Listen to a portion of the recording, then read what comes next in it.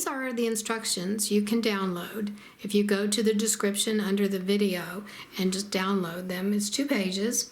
And all of these quilts in these examples are 54 by 72 inches finished.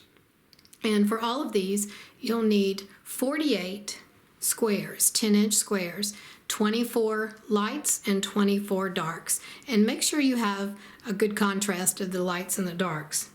And the second page has 10 layouts, and you just follow the diagrams using the light and dark position of your blocks. The sample I show in this video is layout number 10, and essentially I just made the half square triangles into 12 large pinwheel blocks and pieced them together that way. But all the other designs, you can choose your favorite design or make even more than one.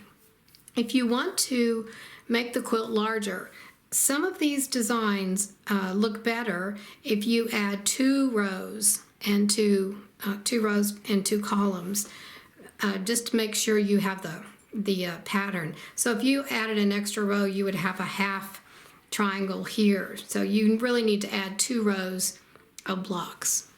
Now to piece the blocks, you're going to take 1 light and 1 dark, and you're going to put them together, right sides together. You're going to draw a diagonal line, and then you're going to stitch a 1/4 inch on each side of the diagonal line. So this shows you the line here and then the 1/4 inch. Next, you're going to cut them apart on the diagonal line, and then you'll have 2 identical blocks, 2 half square triangles that are identical. And I always press toward the dark side.